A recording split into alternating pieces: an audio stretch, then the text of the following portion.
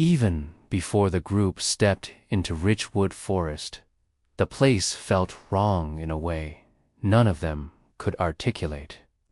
The kind of wrong that lived under the skin. The kind that made people instinctively lower their voices, as if waking something that preferred to stay asleep.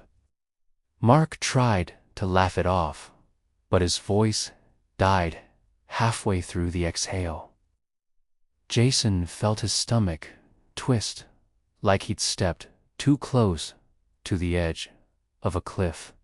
And Ethan, the one who usually cracked jokes at the worst possible moments, hadn't said a word since they parked.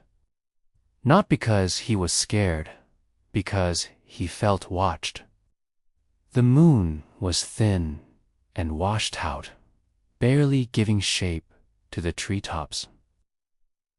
The rest of the forest swallowed the light like something hungry. The deeper they stared into the tree line, the more it felt like the trees weren't just standing there. They were waiting. And then, from somewhere deep within the woods, something whistled. Not a tune, not a call, a signal. One long, hollow breath, answered by another and another, each echoing at slightly different pitches. 3 whistles, 3 different sources, all perfectly spaced apart. Jason whispered, "Tell me that's people." But Mark didn't answer, because he already knew no human throat could make sounds like that. That was the moment they all should have turned back. That was the last moment the forest gave them the choice.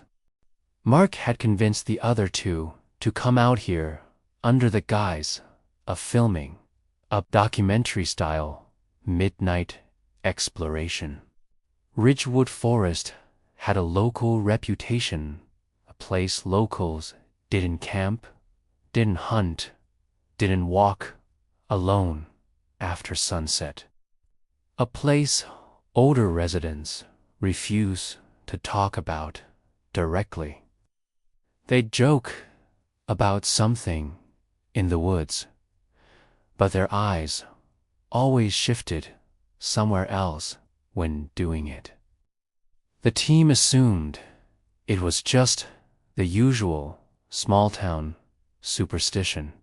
But the deeper they drove into the rural outskirts, the thinner that confidence felt. They parked their truck at the forest's broken pull-off, an old patch of dirt and cracked pavement, half swallowed by weeds. The air there felt unnaturally still, as if the wind had been sucked out of the area. Ethan stepped out first and immediately felt it. A thickness, like the air itself was watching him. The forest didn't sound alive. No crickets, no rustling leaves, nothing moving. It was as if every living thing inside had either fled or fallen silent. "Come on," Mark said, forcing a grin he didn't feel. Locals use stories to keep kids away. We'll get some creepy footage. Leave before dawn. Easy views. But something about the way the tree line stood, too dense, too uniform, too shadowed, made Jason hesitate. The trees looked like they'd grown intentionally close together, weaving their branches overhead until almost no moonlight could break through, like a gateway or a mouth waiting to close behind them. Still, they gathered their gear: cameras, flashlights, backup batteries, emergency supplies. Everything a professional group would bring, yet none of it felt sufficient. Ethan slowed to a stop at the threshold of the forest path, not because of fear, because the silence pressed against his ears so aggressively, it felt like hands covering them. "Guys," he murmured, "are you hearing how quiet this is?" Mark turned his camera on anyway, because he had to capture everything. "Quiet forests photograph well," he said, though even he kept glancing over his shoulder. "Let's get moving before we psych ourselves out." The shadows swallowed their outlines the moment they stepped in. Within seconds, the forest muffled every sound they made. Ethan snapped a branch under his boot, but the noise died too quickly, as if absorbed before it could echo. Jason's breathing felt too loud, too exposed. Mark's camera, despite being high-end, struggled to adjust its low-light settings. The trees seemed to lean inward as they walked, gradually pulling the world tighter around them, funneling all movement, all sound, all direction into whatever lay waiting deeper inside. The deeper they went, the more the forest seemed to reshape itself, subtle at first, then unmistakable. The path narrowed behind them. Branches shifted positions overhead. Roots intersected the ground like veins. And every few minutes, no matter how far they walked, one of them could swear they saw something move in the periphery. Not an animal, not a person. A shape, low and lean, slipping between the trees like liquid shadow. Jason whispered, "Did you see that?" "Mark, did you see that?" Mark didn't answer, because he had seen it. But he didn't want to confirm it out loud. Not yet. A few more steps took them into a deeper section of the woods, where the air thinned. The darkness thickened, and the temperature plummeted hard enough for their breath to show. That's when they heard the second whistle, closer, clearer, longer, then a third. Off to their left, 3 voices, 3 locations, but no bodies. Ethan froze. "That's not an echo." Mark finally said it aloud, voice low. "We're being triangulated, but by who or what?" They weren't alone anymore. The forest didn't just contain one thing stalking them. It contained several, and the worst part, those whistles sounded like they were talking to each other. The forest seemed to tighten around the trio the deeper they traveled, as if every tree recognized them as intruders. The trail grew softer, the soil wet and pliant, absorbing footsteps before sound could carry. Mark kept checking the time, not because he cared about the schedule, but because the world around them seemed to bend time in strange ways. They had been walking for only 15 minutes, but it felt like an hour or a minute. It was impossible to judge. Ethan led, shining his light through cramped corridors of trees that looked like they were leaning closer, narrowing the path inch by inch.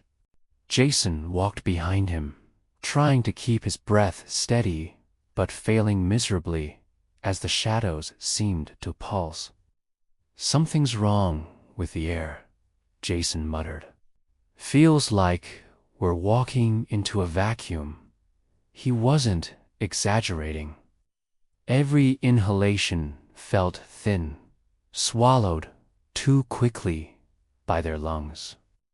Every exhalation vanished instantly. Their breath didn't even echo in the cold. Mark raised his camera. "This looks unreal, almost artificial."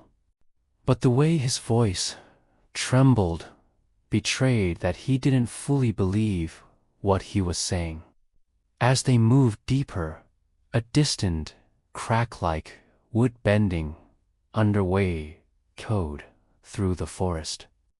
Ethan stopped and swept his flashlight across the trees. Nothing, yet something kept shifting in the dark, flickering in and out between trunks. The movements weren't random, they were smooth, intentional, like predators circling prey. "It's just deer," Jason whispered, though he didn't sound like he believed it. "No deer moves like that," Mark said. Ethan nodded slowly. "Deer don't whistle, either." And, as if the forest wanted to confirm that for them, another whistle drifted through the trees. This one much closer than before.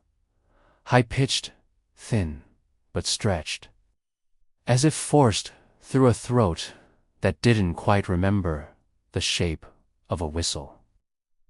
Then another from their right, then another behind them. 3 again. Always 3. The triangle tightening. Jason turned in place, sweeping his light in frantic arcs. "They're communicating, but not with us, with each other." Ethan whispered, "What if they're repositioning?" Mark exhaled sharply. Classic hunting pattern. They didn't say it out loud, but all 3 had the same thought. "We are the prey." A low rustle drifted from their left. Not footsteps, something dragging lightly against bark, like fingers. Ethan shined his light at the sound, but the beam barely penetrated the density of the trees. The shadows shifted again, slipping away from the light before it could reveal a form. Jason gripped his backpack straps to hide the tremor in his hands. "Whatever that is, it's fast." Then came the whisper. At first, it sounded distant, like wind slipping through branches. But then they realized it wasn't wind at all. It was a voice, soft, human. "Jason." Jason jerked so hard he almost dropped his flashlight. "What, the who said that?" The voice came again, clearer. "Josen." It was drawn out, too long to be natural, like someone pulling the shape of his name through water. Ethan's voice lowered to a harsh whisper. "No one out here knows your name." Mark's camera trembled slightly in his grip. Jason scanned the trees, heart pounding. Okay. That's somebody messing with us. A trespasser, A local. A hiker. There's no hiker out here, Ethan snapped. You saw the parking area. No other cars, no campers, no tire tracks. Jason didn't answer, because the voice came again, this time from their right.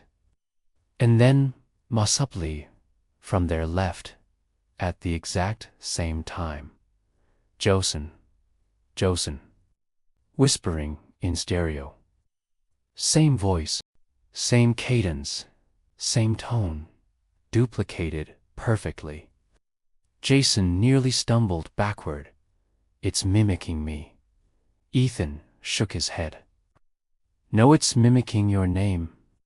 It doesn't need to know you to use your voice. How do you know? Jason whispered. Ethan swallowed. Because I just heard it use mine. Something started walking parallel to them, against low, deliberate steps matching their pace perfectly. Ethan shined his light directly into the trees where the sound came from, expecting to catch a glimpse of a shape. But there was nothing. The footsteps kept walking. Ethan whispered, "Hold on." He lifted one foot. The sound lifted one foot. He lowered his foot. The sound lowered its foot. Perfectly synced. Mark's breath hitched. It's copying us. Jason stepped forward once. The sound stepped forward once. But it has weight, Jason whispered, staring into the dark. Something solid. Something heavy. Mark lowered his camera. Something corporeal, not a ghost. Ethan's jaw tightened. Or something that can choose to be corporeal. They moved on, trying to ignore the entity pacing alongside them, watching them from the dark. The forest seemed to throb with each step they took, like a heartbeat surrounding them. Every part of the woods felt alive and aware. The trail widened unexpectedly, revealing a stretch of forest floor cleared of leaves and debris. A perfectly smooth path, too smooth, too maintained. It looked like someone or something had carved it recently. Jason frowned. This wasn't on any map. Mark stepped forward slowly. Look at the sides. On each side of the path, deep grooves ran parallel, thick, jagged, claw-like gouges sliced into the soil. Ethan bent down and traced one with his flashlight. These aren't tire tracks. They're something else. Mark crouched beside him. They look like something was dragged. Something heavy. Jason scanned ahead. Dragged where? The answer came a moment later. At the far end of the path stood a massive tree, the largest any of them had ever seen. Wide enough that 4 men standing fingertip to fingertip couldn't have wrapped around it. The bark was blackened in places, as if burnt, and carved into its trunk were symbols. Not random scratches. Perfectly symmetrical, deliberate. Spirals, intersecting circles, lines forming shapes that hurt the eyes to look at. Ethan stared at them, forehead tightening. These aren't symbols I've ever seen. Nordic. Not Nordic. Not Native American, not anything modern. Jason stepped closer, but froze before touching the trunk. The markings seemed to ripple faintly beneath the surface, as if they weren't carved, but alive. Mark raised his camera slowly. This is the kind of thing we came here for. But the moment the camera focused on the tree, something moved behind it. A tall silhouette, elongated limbs, bent at angles that didn't match human joints. Mark gasped, jerking the camera up. The silhouette vanished. Then another to their right. 3 figures, same height, same shape, standing perfectly still. Jason exhaled shakily. Why are there 3? Ethan whispered, because we heard 3 whistles before anyone could react. Air rushed through the clearing and the symbols on the tree began to vibrate, emitting a soft, droning hum. It wasn't sound, not exactly. More like resonance, something that rattled inside their bones. Ethan backed away. We shouldn't be near this thing. Something's waking up. The shadows between the trees rippled. One silhouette stepped forward. The movement was wrong, like a marionette jerked by invisible hands, limbs twitching, body leaning too far before each step. Jason whispered, "What the hell is that? What shape is that supposed to be?" Mark raised his camera again, breathing hard. It's watching us. The figure froze when the lens pointed at it. Then so slowly, the human eye almost couldn't register. The transition it began to change shape. Human limbs retracting, spine compressing, head tilting upright, until it looked almost human, but not anyone they recognized. Its face was blank, smooth, pale, like wet clay that had been stretched into a suggestion of a face rather than the real thing. And then it smiled, but it didn't move its mouth. The face stretched into a smile, skin bending, no muscles working underneath. Jason stumbled back. Oh God, what is it trying to be? Mark whispered, "Us." Ethan tightened his jaw. It's a mimic, a shapeshifter. It's copying what it thinks humans look like. But why? Jason said, "Because it's learning." The creature's smile held for several long seconds, too long, stretching wider, pulling its skin like warm wax. Mark instinctively stepped back, but the mimic reacted faster, tilting its head in a mirrored angle, mimicking even his retreat, just slightly. Not enough to feel synchronized, but enough to feel mocked. Jason tightened his grip on his flashlight, but his hand trembled. "Don't shine the light in its eyes," he whispered. "I think it notices when we focus on it." Ethan shook his head. "It notices everything. That's the problem." The other 2 silhouettes, still deeper in the tree, line shifted slightly, angling their non-existent faces toward the group. Nothing else.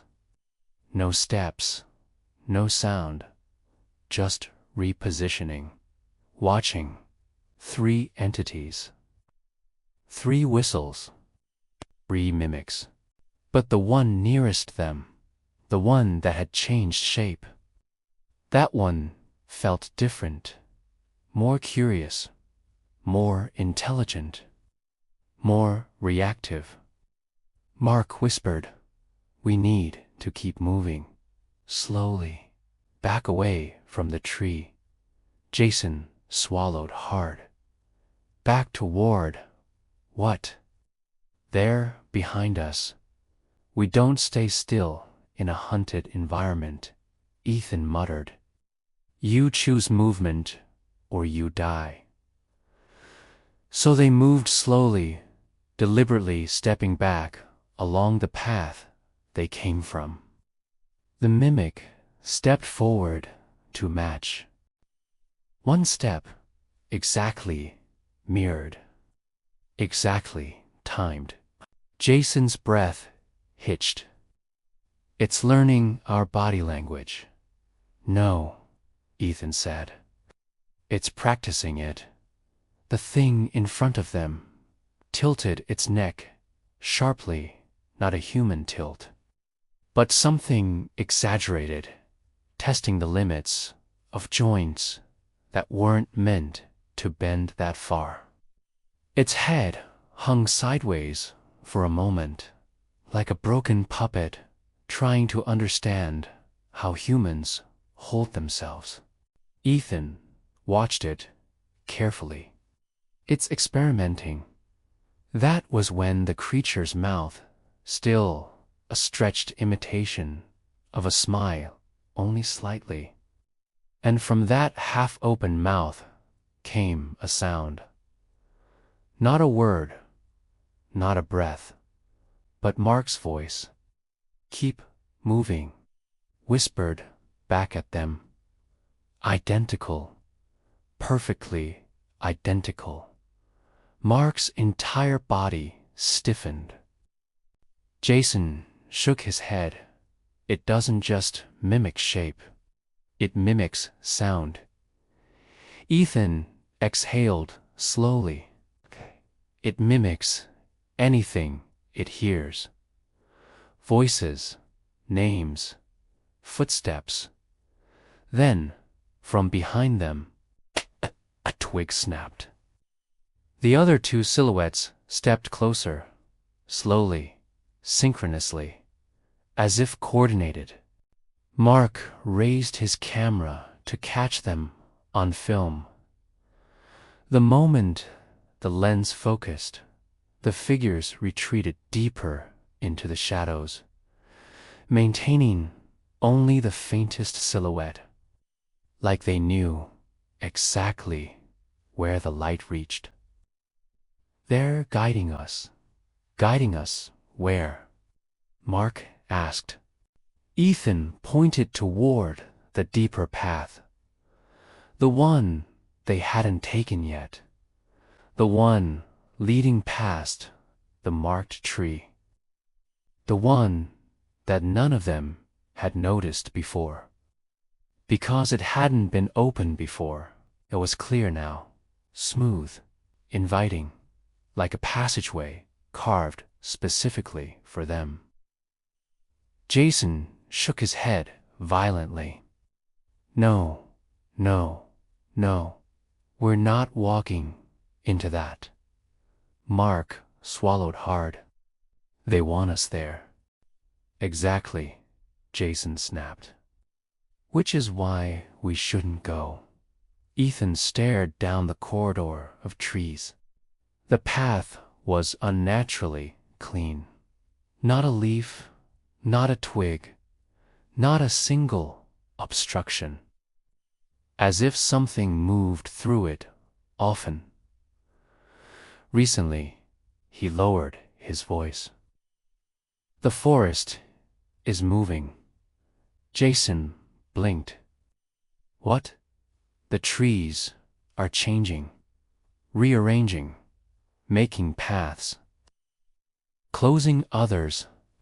Mark exhaled sharply.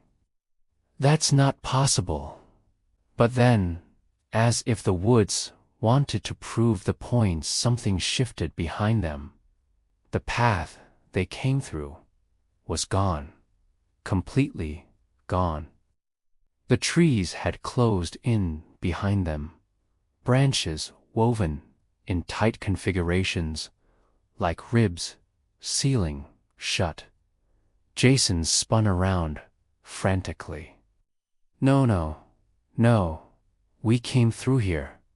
Right here." He shoved his shoulder against the wall of woven branches, but they didn't bend. They didn't even creak. It was like pushing against architecture. Mark approached slowly. This wasn't like this 15 seconds ago. Ethan lifted his light upward. The branches above were also weaving shut, slowly moving like muscle fibers pulling together. The forest was sealing them in from every angle except one. The path leading deeper. The one the mimics wanted. Jason stepped back, pulse hammering. That's a trap. That's a corridor to something worse. Mark turned to Ethan. "What do we do?" Ethan didn't answer right away. His eyes were fixed on the mimic still standing before them. Slowly, it raised one arm, extending its hand forward, not in a threatening gesture, but almost as if beckoning. Mark whispered, "It wants us to follow." "Of course it does," Jason snapped. "Because whatever is deeper is worse than whatever is right here in front of us." "No," Ethan murmured. "I don't think they're the predators." Jason stared at him like he'd lost his mind. "Are you out of your damn mind? They're literally mimicking our voices." "I know," Ethan said. "But animals mimic to avoid predators, too." The air tightened around them. Even the silence seemed to hold its breath. Ethan continued, voice low. "What if they aren't the hunters? What if they're the bait or the scouts?" Mark stiffened. "For what?" Ethan pointed deeper into the forest. "For whatever controls the forest itself." Suddenly, a distant rumble shook the ground so deep it vibrated up their legs. A long, low, groaning sound that seemed to come from beneath the earth. Jason took a step back. "Tell me that's thunder." Ethan shook his head slowly. "That came from below us." The forest didn't just shift anymore, it pulsed. Trees trembled. Branches shuddered. The very soil beneath their feet rose and fell like a slow breath. Mark adjusted his camera. "There's something under the ground." Ethan nodded once. "And the mimics are working for it." Jason closed his eyes. "We're so screwed." The mimic nearest them suddenly crouched low, flattening itself in a fluid, unnatural motion. It pressed its hands to the ground, almost reverently, tilting its head sideways as if listening to something beneath the surface.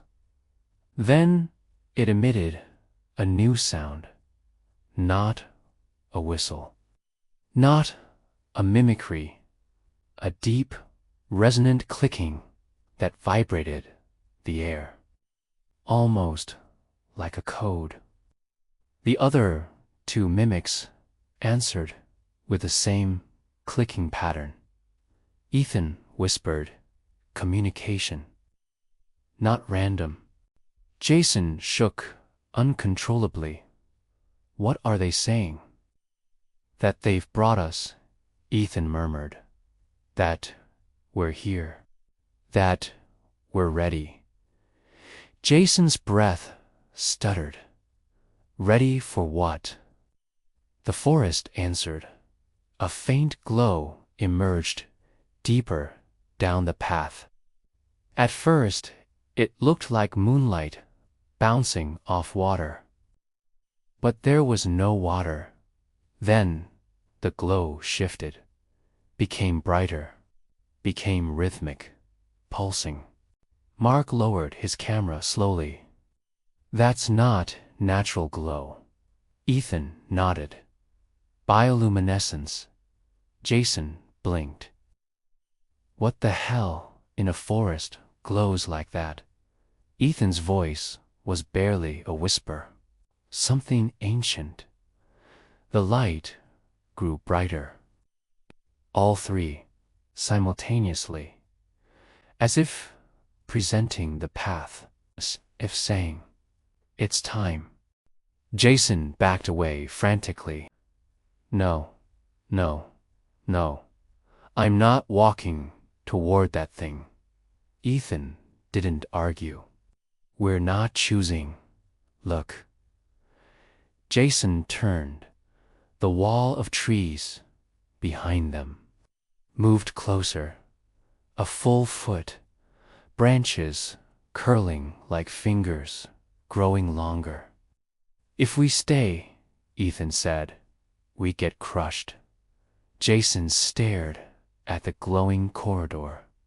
"But if we go, we get fed to whatever that is." Mark swallowed hard. "Either way, we move. Standing still isn't an option." Ethan nodded. "Then we move forward." Jason lowered his head, eyes wild. "Forward, toward the glowing unknown grate." Mark lifted his camera. "We document everything." Jason scoffed. "Yeah, for who?" "Whoever finds the camera after we get eaten." Ethan stared down the path, jaw locked. "Let's go." And they stepped forward into the glowing heart of the forest. The mimics watched them silently, then followed. The glowing corridor widened slightly as they moved deeper, but the light itself was deceptive. It was warm, golden, almost comforting at first glance. Yet the air around it vibrated with an underlying tension. Every step they took echoed unnaturally, though there was no stone, no metal, no solid surface to produce such sound. The ground beneath them seemed firm, yet subtly yielding, as though the forest itself was testing their weight, reading their intentions with every footfall. Kept the camera steady, capturing the faint outlines of the mimics trailing just behind them. They never advanced too quickly, never lagged too far. They were always present, almost reverential, yet unmistakably alien. Each silhouette remained featureless, yet somehow familiar. Like shadows attempting to imitate human shapes, but failing at the edges. Jason muttered under his breath, "Why are they following us? Why not attack?" His voice was barely audible over the low hum of the glowing path. Ethan didn't answer immediately. He simply observed, eyes scanning every subtle shift in the surroundings. They're not here to fight. They're hurting us. Jason froze, hurting. Like cattle. His laugh was hollow, a nervous tremor disguised as humor. Yes, Ethan replied, voice tense. Cattle, but not for grazing. For the core. Mark tilted the camera to catch a wider view of the forest ahead. The path seemed to fold in on itself, trees growing at impossible angles, roots twisting skyward like fingers reaching for the moon. Some of the shapes faintly resembled human forms when illuminated by the strange light only they weren't alive. They didn't move on their own, yet each time the camera focused on one, it seemed to twitch slightly, almost in recognition. A sudden rustle came from the tree line to their left. The mimics immediately stiffened, synchronized, as if one mind controlled all three of them. From the darkness, another shape emerged, a larger silhouette, taller and broader than the others, almost entirely featureless, yet radiating authority. Unlike the mimics, it didn't bend or crouch. It merely loomed. Jason's hand shot out to grab Mark's arm. What is that? Ethan didn't flinch. He whispered, the one above the mimics. The controller. The one orchestrating everything we've seen.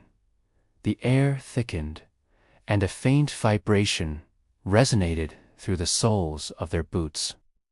Every step they took seemed amplified, every breath exaggerated. Even their heartbeats sounded loud in their ears. Mark raised his camera again. The lens barely adjusted to the shifting shadows and golden light. A soft clicking filled the space, the same pattern the mimics had used earlier, but now louder, faster, and more complex. The tall figure hadn't moved, yet the vibrations felt like a command echoing through the forest, resonating in the wood and soil alike. Jason swallowed, voice trembling. So, they're all connected. Ethan nodded slowly. Yes, the mimics, the whistles, this, whatever that is. It's a network, a hive. The forest itself is alive through them.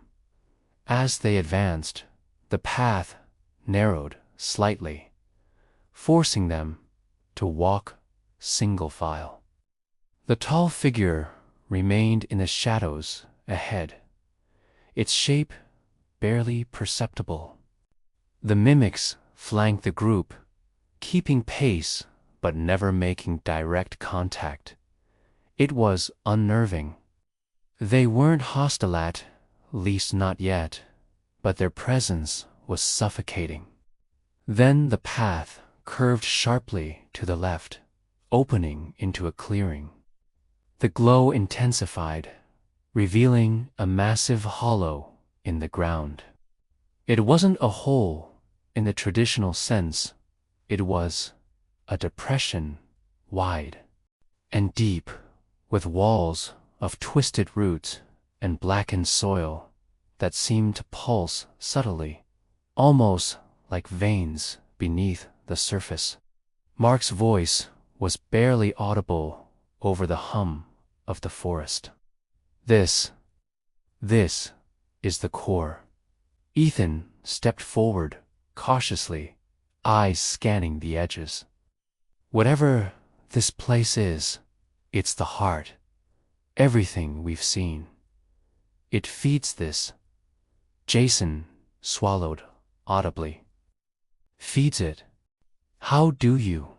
What does it mean? Feeds it. Before Ethan could answer, the ground beneath them shivered. Small tremors shook their boots. A soft murmur emanated from the hollow, subtle at first, then rising in pitch. It sounded like voices, countless faint whispers layered over one another. At first, incoherent, they gradually coalesced into recognizable words. Mark, Jason, Ethan. All three froze. Every whisper perfectly imitated their names, their voices, their breathing patterns. The mimics crouched, their movements synchronized with the pulsing hum from the hollow. One of them, closest to Jason, lifted its head slowly, tilting at the exact angle Jason had leaned back. Do not resist. A distorted version of Ethan's voice echoed, though he had not spoken. Jason stumbled back. It knows us. All of us. Everything. Mark's camera caught the hollow in full view now. The walls weren't static. The roots writhed slowly, as if alive. Some of the blackened segments split open to reveal faint, glowing lines inside, like veins carrying some strange, liquid energy. A faint mist seeped upward, carrying the scent of damp soil mixed with something metallic, almost like iron and ozone. Ethan whispered, "The forest isn't just alive. It's sentient, and it's using the mimics, too." Experiment. Jason's eyes widened. Experiment. On us. Ethan didn't respond immediately. He just kept his gaze locked on the hollow. Slowly, he whispered, "Not just on us. On everything that enters here. The mimics, the whistles. They're tools, guides, scouts. Everything is feeding the core." The pulsing hum intensified. The mimics crouched, lower, closer to the forest floor, almost as if preparing to spring. The golden light from the hollow flickered, revealing shapes at the bottom, something moving within the mist. Dark silhouettes, some humanoid, some impossible to categorize. They writhed and shifted, as if alive and yet not alive, always partially obscured by the glowing fog. Mark's camera focused on one of the shapes. It had limbs that stretched beyond human proportion, fingers too long, heads tilting unnaturally. Yet, when it glanced toward the trio, it mirrored Jason's exact stance, perfectly imitating his posture. Jason screamed, stumbling backward. "It's copying me. Oh God, it's copying me." The mimics behind them shifted, adjusting to his panic, synchronizing with his erratic movements. Ethan whispered calmly, almost too calmly, "It's learning faster than we can comprehend. Every fear, every hesitation, it absorbs it." Mark swallowed hard. Then, What do we do? How do we survive this? Ethan's eyes never left the core. We move forward. Standing still is the only way to die, but the path isn't straight. The forest will test us. Suddenly, a loud cracking noise reverberated from the hollow. Roots surged upward, forming jagged, arching shapes that resembled distorted gates. From inside the mist, a figure emerged, tall, pale, with no distinguishable features except faint impressions of a face. Its movements were jerky, unnatural. Yet it spoke without opening its mouth. Enter. The word echoed through the clearing, bouncing off every tree. The mimics stepped aside, forming a corridor toward the hollow. The hum from the forest escalated, vibrating through their chests. Jason dropped to his knees, gagging, shaking uncontrollably. Ethan reached out, grabbing him by the arm. We don't have a choice.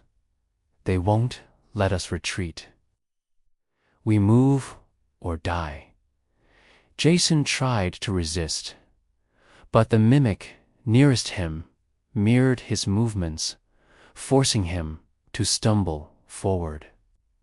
Mark kept filming, capturing everything: the mimics, the pulsing roots, the glowing shapes, the hollow that seemed alive. As they entered the hollow, the temperature dropped sharply. The glowing mist thickened, curling around their ankles like living smoke. The roots beneath them pulsed rhythmically, almost like a heartbeat. Every step felt deliberate, measured. Every sound amplified unnaturally. And the whispers, the countless distorted voices, rose to a deafening crescendo. From the depths, a shape moved closer, a large, writhing form that seemed both solid and liquid. Its surface reflected the golden glow, distorted faces appearing and disappearing within it. One of the mimics stepped forward and pressed a hand against the pulsing form. The entity immediately reacted, recoiling slightly, then pulsing back, sending vibrations through the hollow that rattled their bones. Ethan whispered, voice trembling slightly. The mimics. They're connected. They feed it. They learn from it. And now, so are we. Jason turned pale. We're part of it.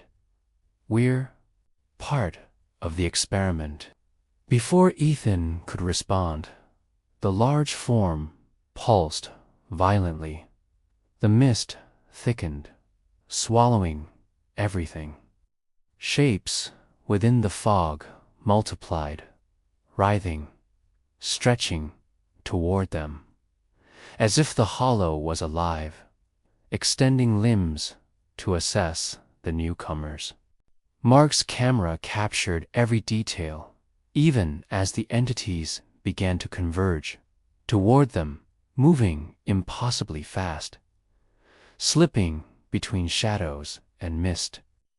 The mimics adjusted instantly, guiding the trio along a narrow corridor that spiraled downward.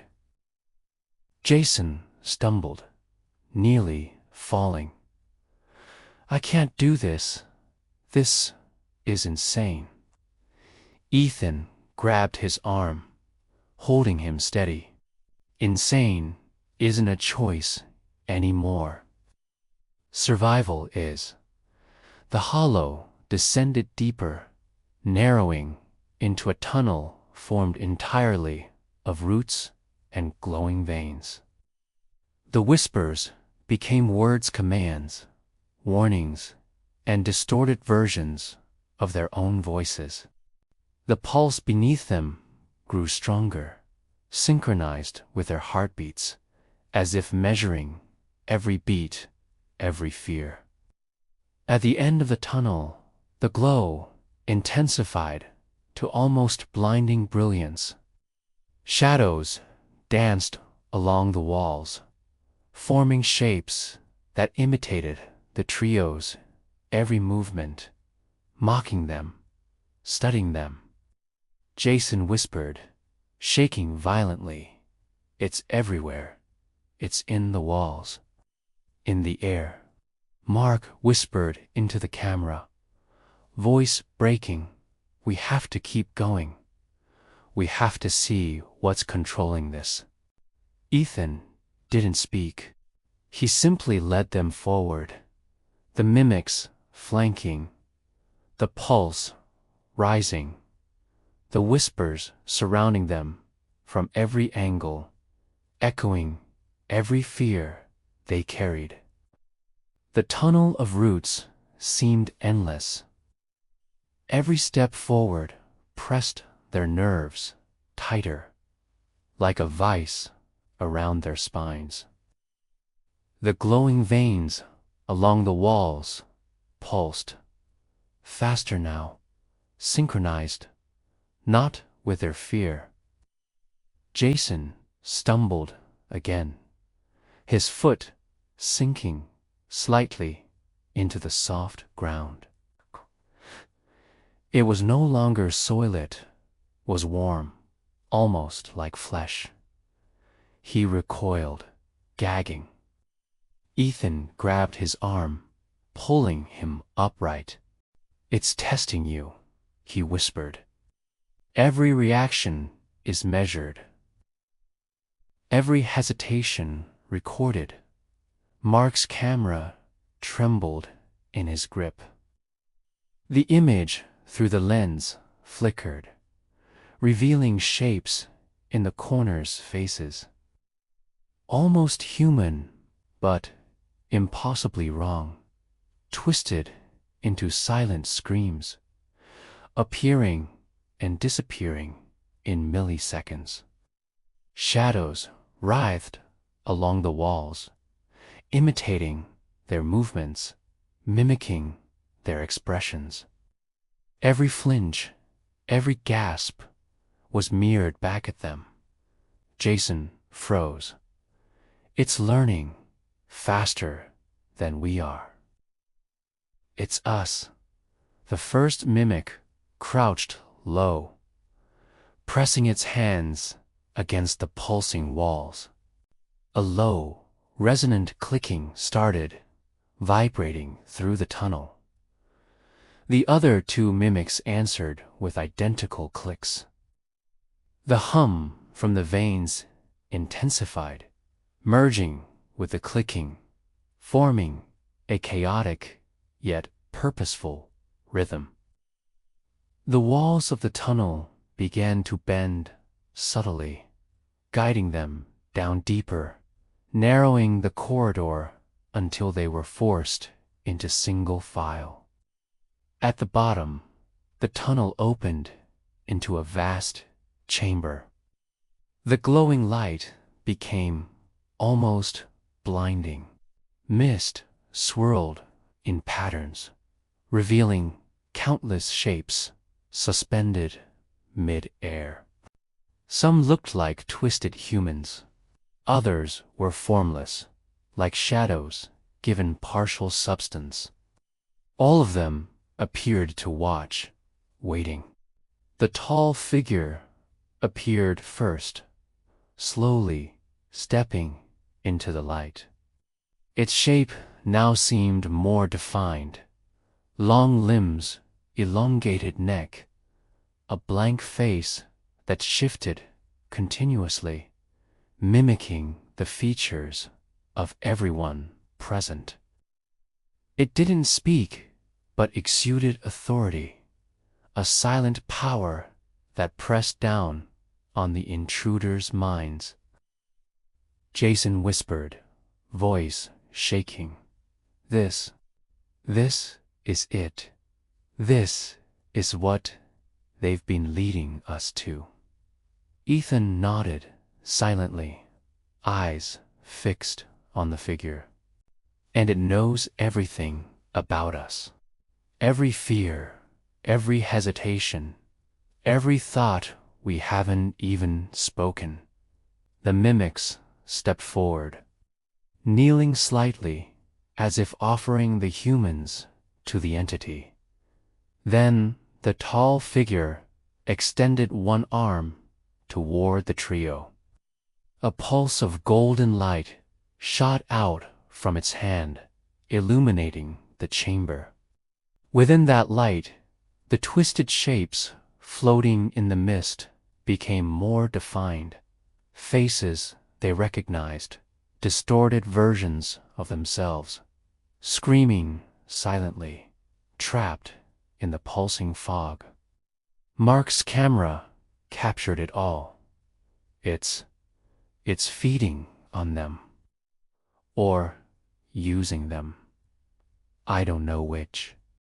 Jason's breath hitched. Are we next?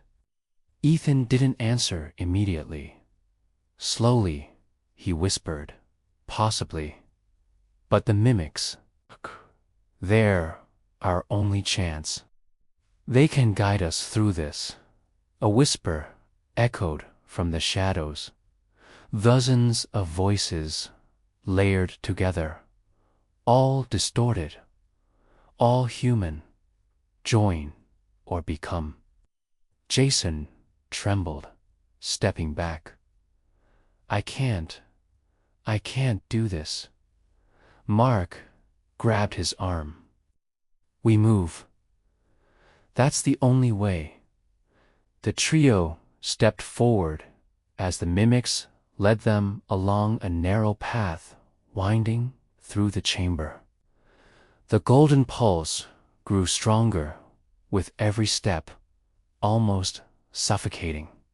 Shadows on the walls twisted and elongated, forming grotesque parodies of their bodies, each mimicking every tiny movement, every flinch, every blink. Suddenly, the tall entity bent low, scanning them. The light from its hand intensified, bathing the chamber in a golden glow. The suspended shapes in the mist writhed violently, some breaking free to float toward the trio before the mimics intercepted them, pushing them back with sudden bursts of speed. Their elongated forms bending impossibly. Tace, there, protecting us. Ethan's jaw tightened. For now, they're not allies, just guides. We still have to reach the other side. Otherwise, he let the thought hang.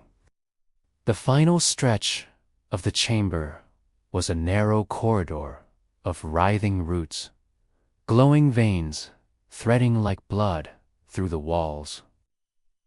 The entity followed silently, observing.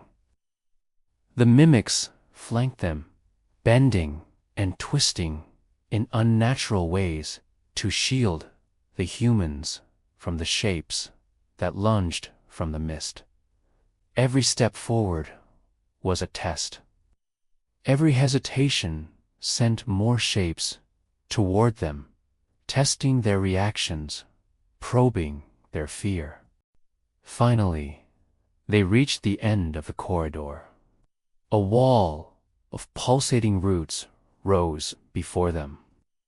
But there was a small opening, faintly glowing, almost imperceptible. The mimics crouched low and beckoned them forward, guiding them through the narrow gap. The tall figure remained behind, silent, a looming shadow in the golden light. As they emerged into the next chamber, the glow softened, and the mist began to dissipate slightly. The floor here was stable, the walls no longer pulsating, but the air was heavy with the echoes of thousands of whispers, memories of previous intruders or victims, perhaps, trapped forever within the forest. Mark dropped to his knees, breathing hard. Jason collapsed beside him. Ethan stood, scanning the room. The mimics hovered nearby, watching. Jason whispered, voice hoarse, We made it. I think. Ethan shook his head. We survived the trial, but the forest, it's still alive. It's still watching. The core has learned about us, and now it knows to expect us if we ever return. Mark raised the camera for one last sweep, capturing the chamber in full view. The shapes in the mist lingered, some imitating them still, others frozen mid-action. The tall entity was gone vanished into the shadows, but its presence lingered, a weight pressing on the mind, even in absence. The mimics moved aside, letting the trio leave through a small exit that opened into the outer part of the forest. As they emerged back into the moonlight, the air felt normal again, but the silence of Ridgewood Forest had shifted. It was no longer natural. The trees swayed slightly in rhythm with the memory of the core, as if whispering secrets they didn't want the humans to understand. Jason gasped, looking back. Are they gone? Ethan shook his head. For now, but the forest never forgets. And neither do they. Mark lowered the camera, voice shaking. We documented everything, every detail. People need to know. They stumbled back to the truck, exhausted, broken, and forever changed. Behind them, the forest waited, watching, whispering, always learning. The trio stumbled out of the forest as the first hints of dawn brushed the sky, but the relief was fragile, almost unreal. The air outside felt normal, yet every breath carried the memory of the forest's pulse, the hum that had pressed against their bones, the whispers that had echoed their fears. Jason leaned heavily against the truck, eyes wide, voice trembling. Did we survive it? Ethan's gaze remained fixed on the darkened edge of the woods.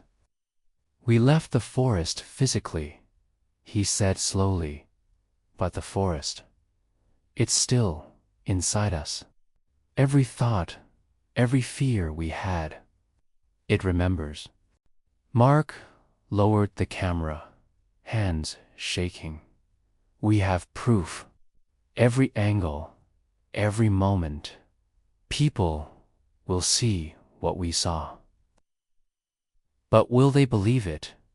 No, not truly. The core, the entity, the mimics. Nobody survives that fully sane. A sudden wind rustled the trees behind them. Jason flinched. There, still there. Ethan didn't answer. His eyes narrowed. They're always there. Watching, learning. The forest never forgets. Mark glanced at the camera feed one last time.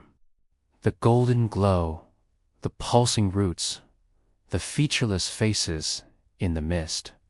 All of it was burned into his memory. He could feel the mimic's gaze still on him, tracking even now, though the shapes themselves were gone. Jason shivered, speaking almost to himself. I can still hear it, whispering my name. Ethan placed a hand on his shoulder, firm but cold. Good. That's how it stays alive in us. That's how it grows stronger. Never let your guard drop, and never go back. Not ever.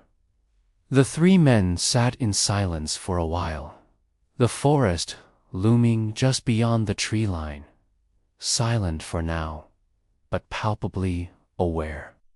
It was impossible to tell if it was the end or merely a pause. Somewhere, deep in its core, it waited. It waited for the next trespassers, the next experiment, the next story to learn from. Mark finally spoke, voice barely above a whisper. We came looking for a haunted forest story. We got more than that. And we're lucky to be alive. Jason shook his head. Lucky? I don't feel lucky. I feel haunted. Like it didn't just let us go. It chose to keep a part of us inside. Ethan glanced once more toward the forest, expression unreadable. You're right. Part of it is still here, and it always will be. We've left the forest physically, but mentally, spiritually, we are tethered to it. The sun broke fully over the horizon, scattering long rays across the tree line. The Ridgewood Forest looked innocent now, almost serene. The golden glow, the whispers, the mimics, they had vanished into the shadows. Yet, deep in the camera feed, a single shape lingered. A shadowed figure, featureless and tall, barely visible among the trees. Its eyes, if they could be called that, glowed faintly, reflecting the rising sun. And somewhere, faintly, the three men could still hear a whisper. Jason, Mark, Ethan. They didn't look back. Not again. But in the back of their minds, they knew. The forest would always be waiting. Always learning. And perhaps, one day, it would call them back. Even in the light, even in safety, the haunting remained. The story was over. The fear, however, was not.